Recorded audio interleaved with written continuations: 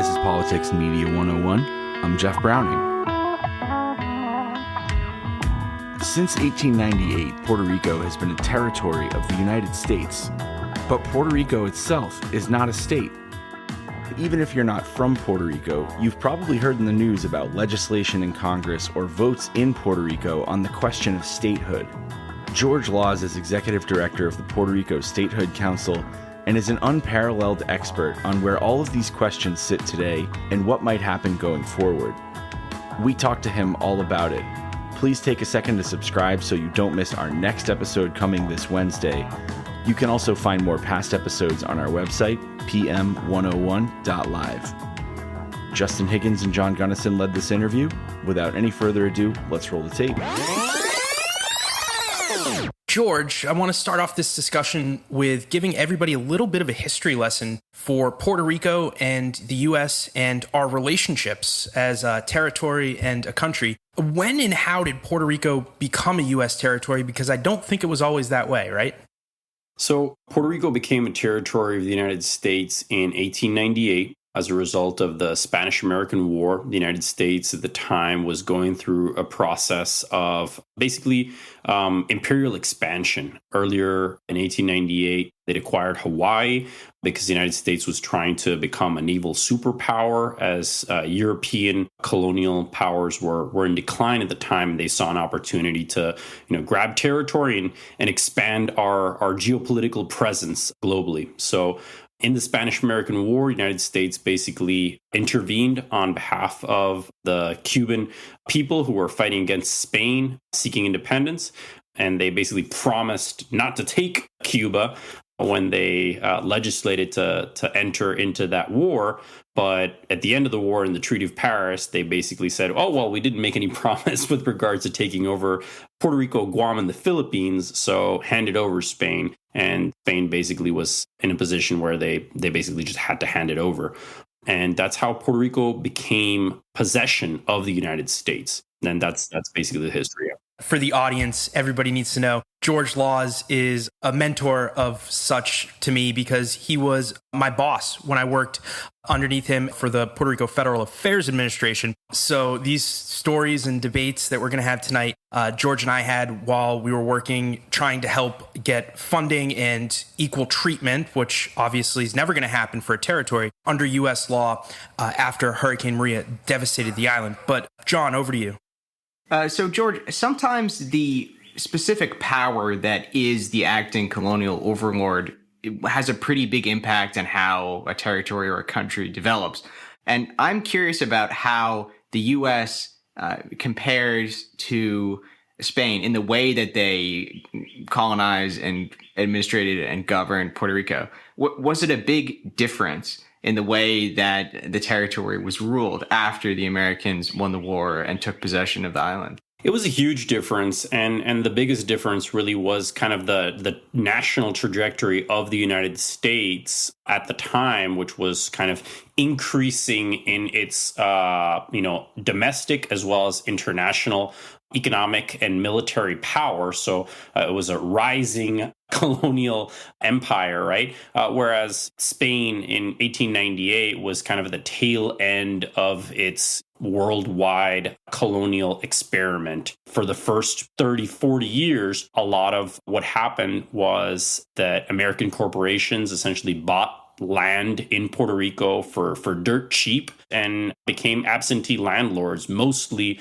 for the production of sugarcane, which was then exported stateside. So that was kind of the first 30, 40 years. And then in the 1940s and pre-war era, the United States really saw that it needed to make a huge investment in Puerto Rico because of the global geostrategic military importance of the island to the United States.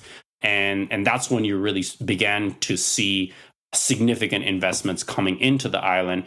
And for the audience who may not be aware, the geostrategic importance of Puerto Rico had to do with protecting the Panama Canal, which of course is the main throughway for transoceanic commerce for the United States from the East Coast to the West Coast. And in order to protect the Panama Canal, you had to have a position at the kind of entryway of the Caribbean for any potential European aggressor that was trying to kind of, take that over. And that was the role that Puerto Rico played, and it was very important. We went through a period during the war effort and immediately afterwards that was basically called Operation Bootstrap, and it ended up being a period of industrialization by invitation based on tax exemption. And that's been kind of the backbone of Puerto Rico's economy. And during the 50s and 60s and early 70s, that was great because the world economies that were competitive were decimated because of the war, and Puerto Rico was part of the U.S. customs area. So there was no real competition, and the standard of living, average wages on the island just increased ridiculously. But as global competition caught up, and as free trade agreements increased, and then everything that had to do with the oil shocks and all those things in the late 70s and early 80s, we see Puerto Rico's economy begin to slow down in its growth vis-a-vis the U.S. economy. And in the last 20 years, Puerto Rico's gone through a very, very serious set of recessions and ultimately a financial crisis, which culminated in 2016 with the bankruptcy declaration. So, George, you basically outlined that for 30 or 40 years, the difference in the peseta and the dollar, buying up all this land, I'm sure paying very, very minimal wages to people on Puerto Rico, just decimated the natural wealth of the landed elites on the island. It kept people poor. And then the U.S. began to invest all this money. Did the laws that the U.S. was using to govern the people of Puerto Rico also reflect this type of economic inequality that resulted in outsiders basically stealing property and getting a ton of cheap labor? So the laws definitely reflected that. And the first law that was passed on this was the Foraker Act.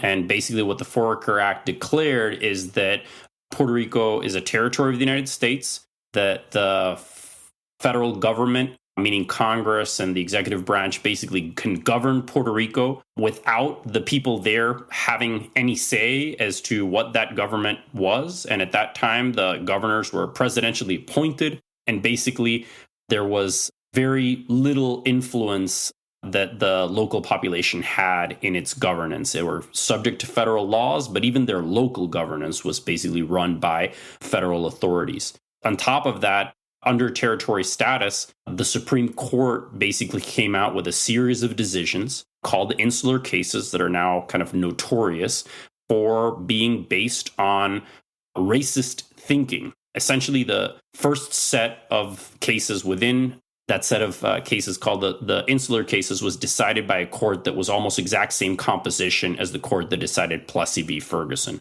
The big difference is that Plessy v. Ferguson finally had its Brown v. Board of Education moment where you had the Supreme Court recognize what they did was wrong and say, no, separate can never be, equal. Separate is inherently unequal, and we have to stop that. And in the case of Puerto Rico, the Supreme Court instituted a doctrine called territorial non-incorporation.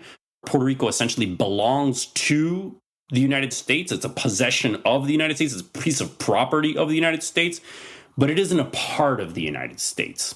And what this has allowed is for Congress and the federal executive to treat Puerto Rico arbitrarily under federal laws and federal programs. And ultimately, what that has done is it has, pushed the people from the island over the course of a century and a quarter, because we're 125 years into this relationship, to leave the island. Current day population of Puerto Rico is 3.2 million, and the current day population of Puerto Ricans stateside is approximately 6 million. So the majority of the people of Puerto Rico have already left the island. They're already living in statehood, but it's not because they don't love Puerto Rico and don't want to be there. It's because by staying there, they get treated unequally. They don't have full voting rights or representation in Congress, even to this day, and they lack the same opportunities as every other American in every other state. Wow. When I was working with you in 2017, 2018, I think the estimate was 3.5 million. So that's 300,000 in, 4 or 5 years. That's stunning and obviously not a great development. No, it is. It's quite shocking.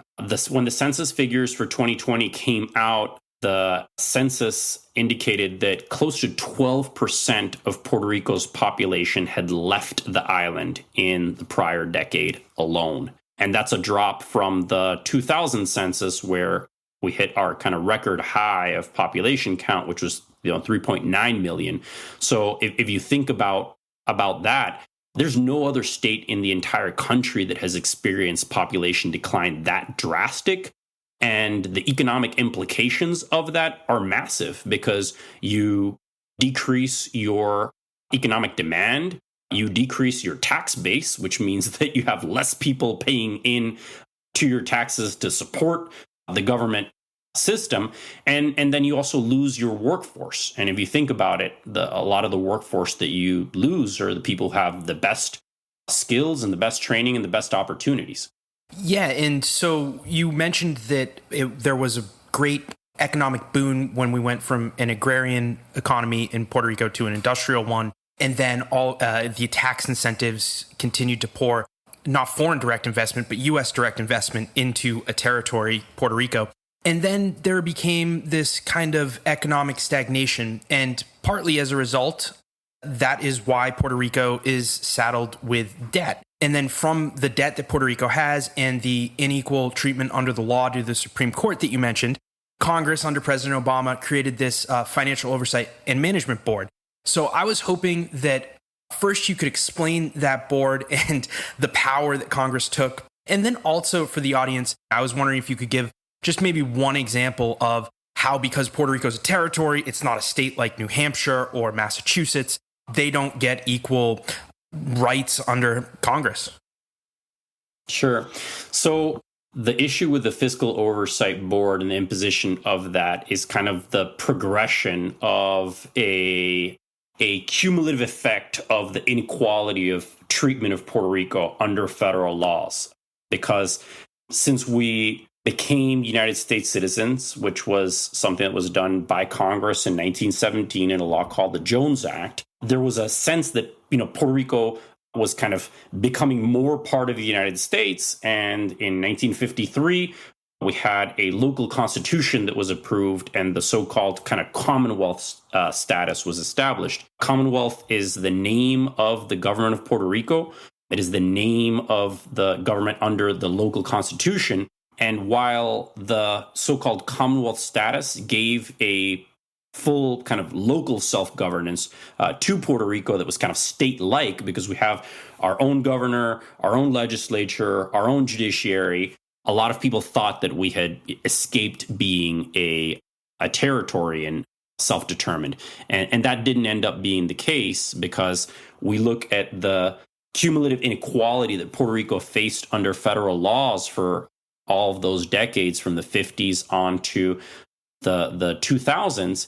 And what that did is it created local demand by the electorate for better treatment, because all of the family and friends that we have moving to the States, they're telling us that, they get better benefits, that the roads look better, that the schools are better over there. So there was an incentive for the local politicians to try to make up for this lack of equal treatment with federal support.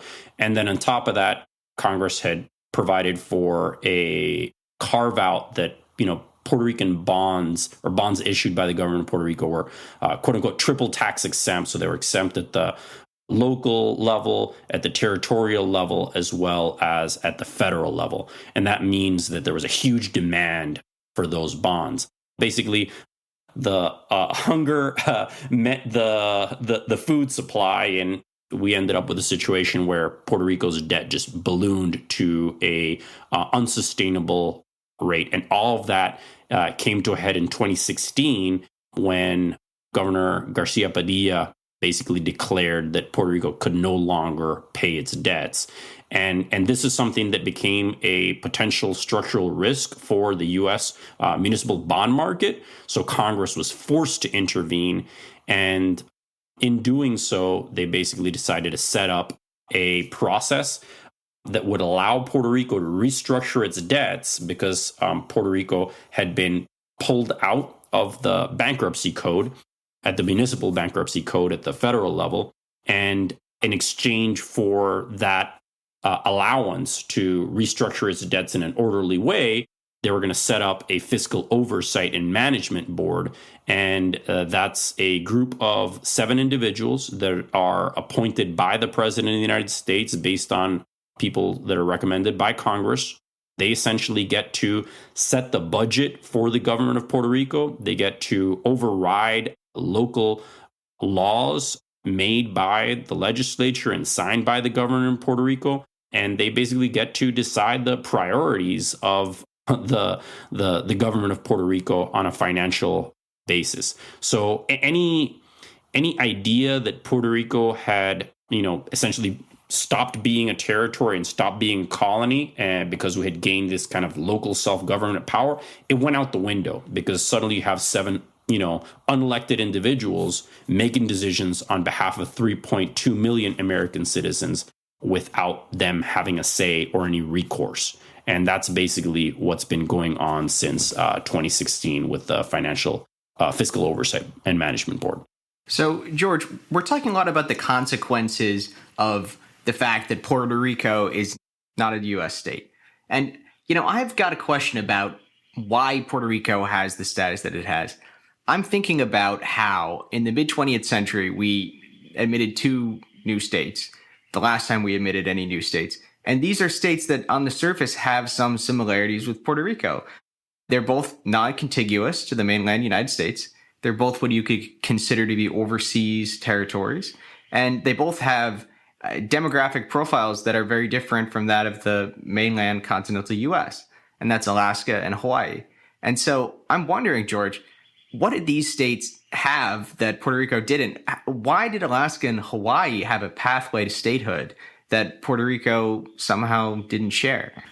That's a super interesting and important question to ask. And if you look at the overall facts, you would think that Puerto Rico is directly comparable to Alaska and Hawaii, especially Hawaii. We were acquired at more or less the same time. Like you said, we have a different composition, ethnic composition than the U.S. mainland. We are an ocean apart from the U.S. mainland. But the big difference really had to do with the instruments, the legal instruments that United States Congress used when establishing Hawaii as a U.S. territory and acquiring Alaska. In the treaty for the acquisition of Alaska, as well as in the resolution of Congress, where Congress essentially took possession over the former kingdom of Hawaii, they used language that basically indicated in the interpretation of the U.S. Supreme Court that they were intended to eventually become states. And that's why during the insular cases, the Supreme Court drew the distinction between incorporated territories like Alaska and Hawaii were at the time, and non-incorporated territories, which included Puerto Rico, Guam, and the Philippines, and since then now include the Commonwealth of Northern Mariana Islands and the U.S. Virgin Islands.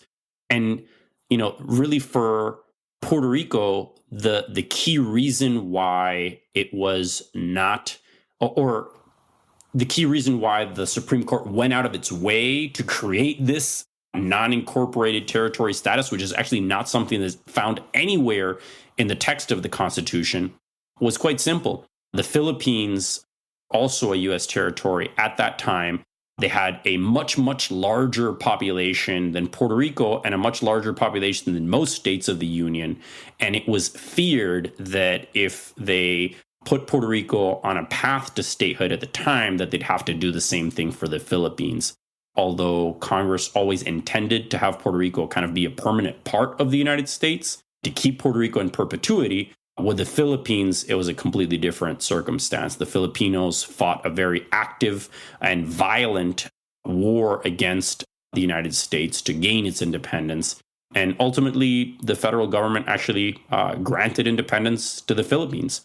But the structure that had been decided by the Supreme Court for non-incorporated territory status continued applying to Puerto Rico and applies to Puerto Rico to this day. And that's a huge break from the way that America did its territorial expansion since its founding. Because every time the United States acquired territory and expanded westward throughout its history, until the colonies that were acquired during the Spanish-American War, the places were established as territories. Eventually, they became populated, they became organized, and they pushed for statehood. And even if it took a while, they eventually were admitted as states. And Puerto Rico is the first instance where the United States has acquired a territory, made the people of the United States citizens, and then held it in this limbo of territorial status where the people are subject to federal laws. They can't push Congress to change the status. They have no mechanism to stop the territorial colonial relationship. Yet when they have voted for ending the territorial relationship and becoming a state, Congress has ignored them. And that's been the case with Puerto Rico for the last 124 years, basically. So, George, before we get into any type of legislation that may change this, I'm wondering, in 2020, there was a Puerto Rican status referendum for the audience, and the vote was 52.52% in favor of becoming a state and 47.48% opposed. It was a straight yes or no vote, very straightforward. So does that represent an accurate depiction of the who wants to become a state and who doesn't? Is the island, do you think, pretty equally split? So the reality is that vote was the third in a sequence of votes that have taken place since 2012. And the first one was a two-part vote where voters were asked, do you want to continue being a territory, yes or no? And the majority stated that they did not want to continue under the current territory status. And then the second question was, which one of the non-territorial status options do you prefer? Statehood, independence, and free association. And statehood won by, I think it was 61%. And again, in 2017, there was another vote that was held on Puerto Rico's political status. And this one was between statehood, the current territory status, and independence. And statehood won overwhelmingly by 98%. And unfortunately, it was boycotted by those who did not support statehood and supported independence or the current territory status because they saw the poll numbers going into it. They knew that they were going to be beat badly, and they just decided to not participate in it. And then they used that non-participation to argue in Congress that the vote was invalid. But, that doesn't make any sense because in any democracy in the world, it's the majority of the people who show up on the date of election and actually take their ballots and cast them that are the ones that actually decide. Voting doesn't work like that. That sounds almost like a Trumpian trick. Yeah. But, the doubt remained in the eyes of Congress. And that's why in 2020, the government of Puerto Rico said, okay, we've done two plebiscites with the other non-territorial options on the ballot, and statehood has won both of them. Congress still has a question about whether or not an absolute majority supports statehood, and that's why we're going to proceed to do the same thing that Alaska and Hawaii did when they were pursuing statehood, which is have a locally sponsored yes or no vote on statehood. And in that vote, the opposition parties actively campaigned against statehood and had a participation rate which was equal to the participation rate for the general election, which was held simultaneously with that. And a clear majority supported statehood for Puerto Rico. So that's why during this session of Congress, there has been so much more focus on advancing this issue and why we've had so much more activity to address this. So, George, I've got a question for you about these plebiscites. Often when a country is facing a huge question that's existential to their identity and their status as a nation, we have to have a real consensus to understand that we've got a sense of the national will, right? So often the thresholds for referenda in this regard will be set quite high. And then in other situations, they set it at 50%. And they say that if you can get half of the country, half of the territory to agree that this is the direction we're going to go ahead and proceed. And this can sometimes get a bit scary, like in Scotland in 2014 when they had the referendum on independence. They basically said, look, we've been a United Kingdom since 1707. For 300 years, we've been a United Kingdom. But if half of you decide, then we will dissolve the country. The country will be dissolved. And it's extraordinary how close they got to this happening without having a real consensus, a real mandate to do so. I'm wondering, what's the thinking about this in Puerto Rico? Is the understanding that a legitimate plebiscite that gets 50% support would demonstrate a national mandate to pursue statehood? Or is there a desire to try to achieve a greater sense of consensus before we have an understanding that this is really what Puerto Rico wants? So, that's a question that's been actively debated both in Puerto Rico and here in Washington. For the purposes of the U.S. Constitution, there is no requirement for even a vote to be held. In fact, some U.S. States were admitted without the local populations of the territory holding a vote.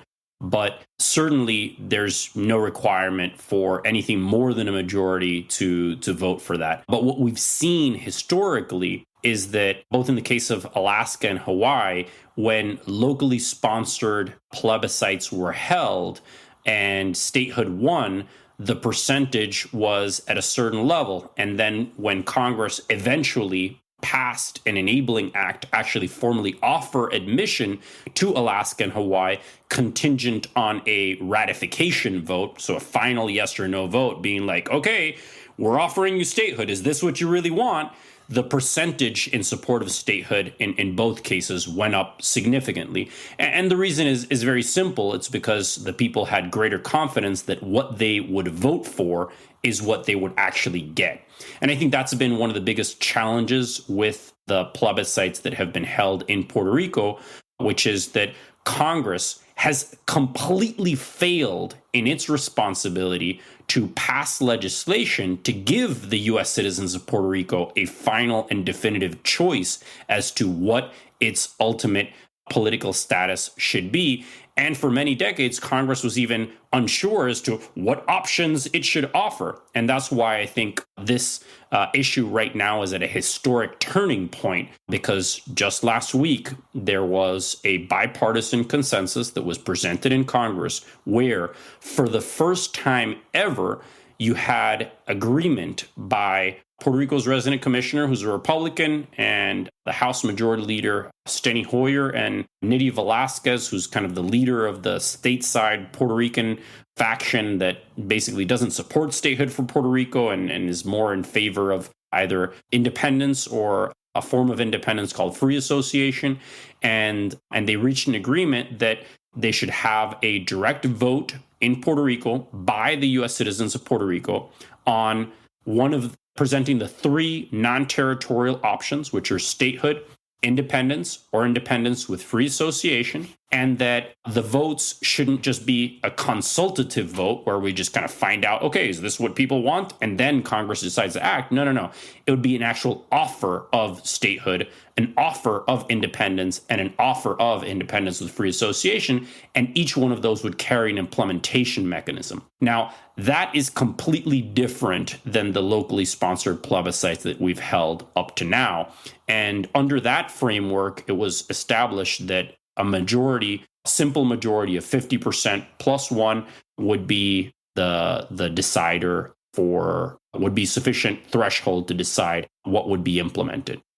So, George, domestically, when Democrats think of the Puerto Rican statehood question, they just assume that Republicans are against it, Democrats are for it. But you've mentioned that Congress has failed for decades now to actually create a bill that is supported broadly to finally resolve this question. I'm wondering what has changed between the intra-caucus dynamics on the Democratic side, because like you mentioned, Nydia Velázquez and her faction of the House and Democratic Party have typically been against putting their support behind a bill that could answer this question. And the more moderate members, maybe even more House leadership in certain instances has been in favor of more of this up or down vote like you're talking about. So what was Nydia Velázquez and her wing initially opposed to, and what ultimately ironed those differences out? So Nydia Velázquez, who was born in Puerto Rico but represents a district in New York, so she doesn't represent a single voter that is actually located on the island. She and Alexandria Ocasio-Cortez, who also represents another district in New York, teamed up to present a bill last year called the Puerto Rico Self-Determination Act. And that sounds great, self-determination for Puerto Rico, right? Everyone wants to support that. That makes sense. The problem is that their bill was premised on ignoring the results of the 2012, the 2017, and the 2020 plebiscites. And they basically wanted to say, that doesn't count, none of those are valid, and instead we have to start from scratch. And the way that we do it is we say that the legislature in Puerto Rico should have the inherent authority to call for a status convention. And that status convention would then have delegates elected to it. The delegates would come together and come up with new definitions of what they wanted to propose to Congress to resolve the territory status.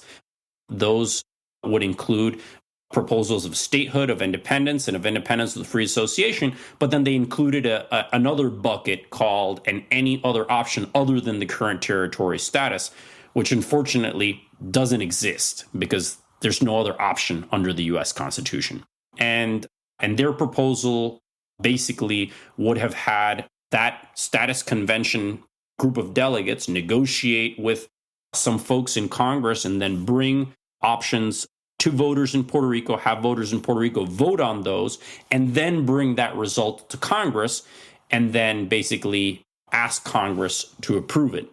And that sounds very participatory and inclusive and all of those things. And that's all good and great. But the problem is, one, there was no guarantee of whether or not Congress would actually implement any of those results. So you could go through this process 2, 3, 4, 5, 6, 8 years and then end up with a big nothing burger and Congress kind of rejecting the proposal that was put forward. And you wasted the time of the people of Puerto Rico and you wasted Congress's time. And then the other thing is that it opened up space for options that are readily recognized both by the federal legislative and the executive branches not being constitutionally viable.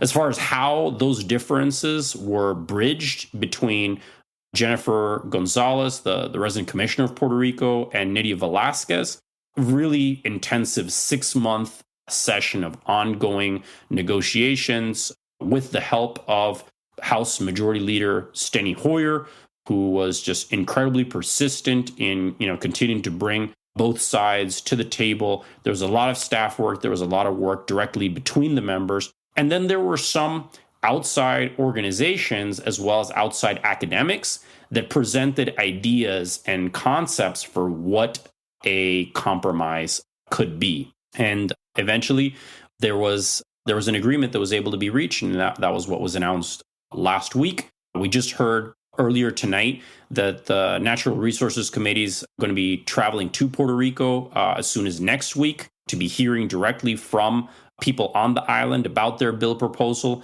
And by all accounts, you might have a committee markup sometime in mid-June and possibly have this bill on the House floor sometime in July. So, things are going to move quite quickly now that we've gone through this extensive negotiation to hammer out a compromise. Members of Congress just love going on trips to Puerto Rico, don't they, George? They do. They never forget. It's a great place to visit, They never forget their bathing suits. It is a great place to visit the few times that I've been. So that's the Democratic side. It sounds like there is unified support within the party to put the serious bill together, which has been done. It's good to hear that bipartisanship still exists along the lines of BIF, bipartisan infrastructure bill, and other pieces of legislation working their way through. This can be another exemplary moment in, United States unity and the fact that our government does function. But on the other side of the aisle, I'm wondering what are some of the biggest criticisms or the largest stumbling blocks to get this bill passed through the Senate? Because we've heard, I think, Mitch McConnell come up and say unequivocally that he's not going to support statehood for Puerto Rico. I think John Cornyn also came out and had some pretty harsh language. What are they just basing this on? Is it the debt? Is it political? Is it a combination of everything? What do you think are their main reasons that they're just saying, come hell or high water, Puerto Rico's not becoming a state as long as I'm in charge? Yeah. Well, it's interesting, Justin, because if we look at this issue from a historic perspective, statehood for Puerto Rico has had bipartisan support for decades. On the Republican side, you probably had the most prominent support. And we had people like Reagan who supported statehood for Puerto Rico. George Bush, father, supported statehood. And you've had a Gerald Ford who, actually got a statehood admission bill presented in Congress on his behalf. So there's clear, long history of bipartisan support for statehood for Puerto Rico. But during the last few years, there has been a talking point, particularly employed in the Senate, mostly by Senator McConnell, saying that Puerto Rico and DC statehood and kind of lumping those two together, it's pure socialism, and basically it's a power grab by Democrats. And that's a patently ridiculous argument, first of all, because how is it giving U.S. citizens the same rights as the U.S. citizens in every other state? That's not even what socialism means. To do with socialism, right? Socialism is, having the government basically direct the lives of people and make choices on their behalf, limiting their rights. So, that doesn't make any sense. But I think it's more of like a political rhetoric for a base that sees Puerto Ricans as another, basically, and kind of playing off of their ignorance, lack of understanding, lack of knowledge that, Puerto Ricans are United States citizens, that we've been part of this country for 124 years, that, Puerto Ricans have served in the U.S. Armed Forces, that we've, shed blood and died for defending America's national security and democracy abroad. And, that's not something that can just be, put to the side or ignored. Right. But, the rhetoric works for a certain political base, and it was deployed by Mitch McConnell and echoed by several senators. And also, I think it comes from this kind of general common knowledge that, Puerto Ricans are automatically going to vote Democrats if they become a state. So you would tilt the political balance in the Senate if you have two new senators from Puerto Rico and they're both Democrats. And then you would, put more Democrats in the House. And, the reality is that ignores the fact that in Puerto Rico, we have had Republicans elected to public office successfully, including to the governorship, and, 2 out of the last 3 members of Congress, resident commissioners that represented Puerto Rico, have been Republicans. So clearly, Republicans are able to get elected in Puerto Rico. They are competitive electorally on the island, but I guess that a lot of the members espousing those views are probably thinking more of their view of Puerto Ricans based on people like Nidhi Velasquez or former member Luis Gutierrez in the House, who are, very much on the hardcore kind of liberal progressive side of the equation, and they've kind of blanketed all Puerto Ricans under this false pretense. In my point of view, it's a fool's errand to ever try to predict that any admitted state would be beneficial to one party or the other in perpetuity, because the political system is so fluid. And the political profile of states changes quite frequently. I mean, in the early 1990s, California was a quite reliable Republican state. And West Virginia was a quite reliable Democratic state. And 30 years later, it's been reversed. West Virginia went from being one of Bill Clinton's strongest states to being the strongest state for the Republicans in the last 2 elections. So that, whether it's Republicans expecting that Puerto Rico will damage them, its admission to the United States Senate would damage them, or the Democrats believing that it's going to be some kind of boon in perpetuity, either of these assumptions are very flawed. And I think, George, one demonstration of the fluidity of American politics and the electorate is with the diaspora and really with Spanish-speaking voters in the United States and the continental United States more broadly. We know that across the last few presidential elections, Spanish speakers, Hispanic voters have fluctuated between, I think, at the very lowest around, 30% support for Mitt Romney to about 44% support for George W. Bush in 2004. So it seems as though Spanish-speaking Hispanic voters in the United States are quite a fluid and winnable part of the electorate for many people. And of course, it's a very complex demographic group when collected across all those Spanish speakers. What about the Puerto Rican diaspora? How did they tend to vote in elections in the continental U.S.?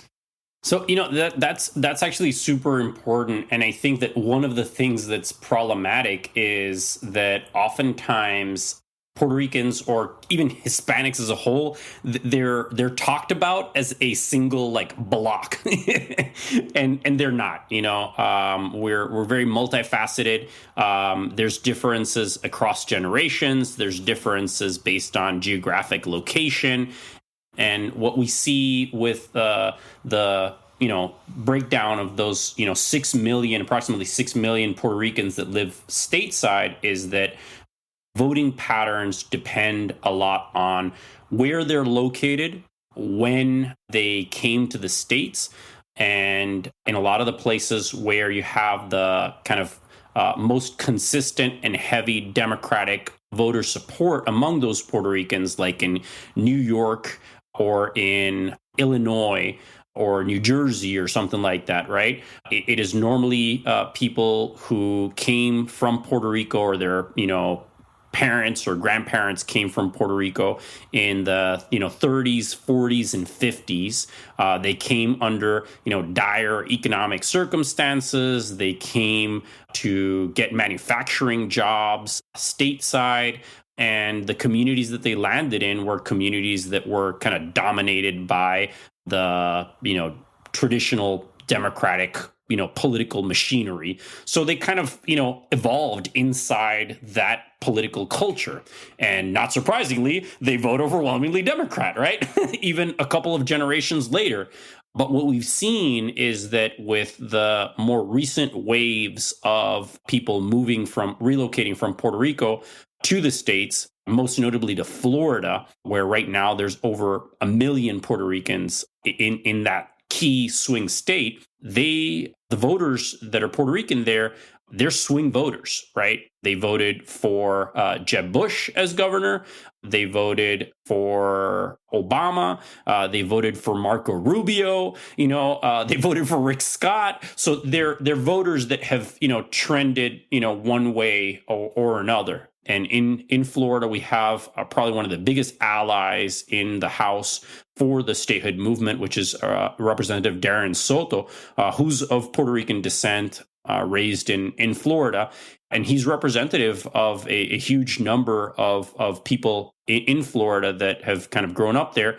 But, there's also Republican versions of Darren that, have gotten elected at the local level. They just haven't had the electoral success that he's had up to now. But even right now in Florida, in some of the open seats, like the seat for Representative Stephanie Murphy, who's no longer running for reelection, there's some Puerto Ricans running in the Republican primary for that. So what that shows you is that the Puerto Rican voters stateside can't be taken for granted by either political party. So, George, just this is my last question, I think, for the night.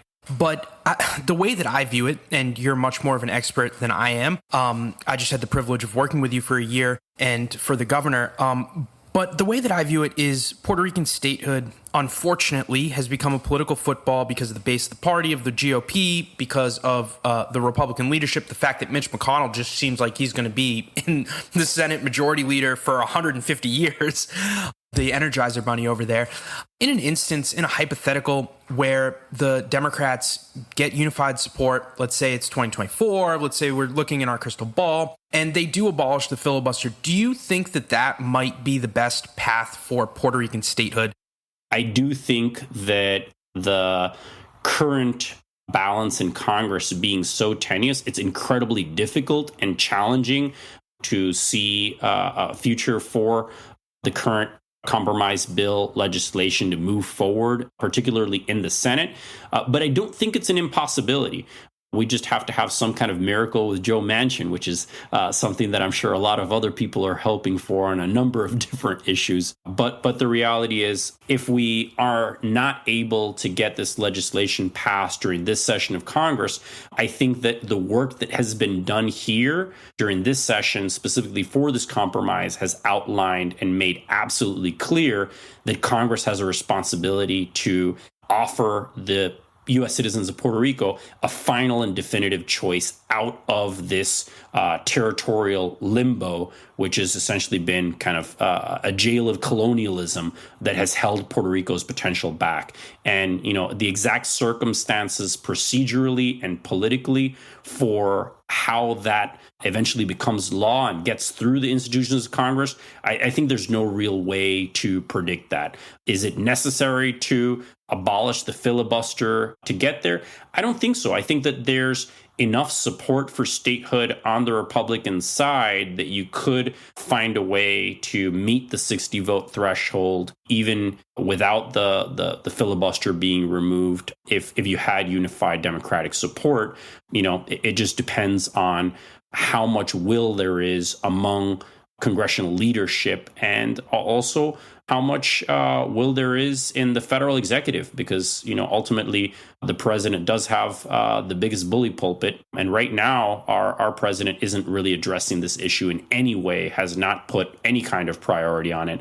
And that's also something that's limiting the issue from being able to reach its full potential. But we're focused on the immediate steps. We're going to, get this bill through the committee, get this bill through the House, and then see if there's any kind of Hail Mary pass that we can do later this year, maybe even in the lame duck session. That concludes today's conversation. Again, huge thanks to George Laws and the Puerto Rico Statehood Council. For past episodes, please visit our website, pm101.live. Please also take a second to subscribe so you don't miss our next episode coming out this Wednesday. This has been Politics and Media 101. Wherever you are in the world, thank you for being a part of this community. I'm Jeff Browning on behalf of our co-founders Justin Higgins and John Gunnison. We hope to hear from you soon.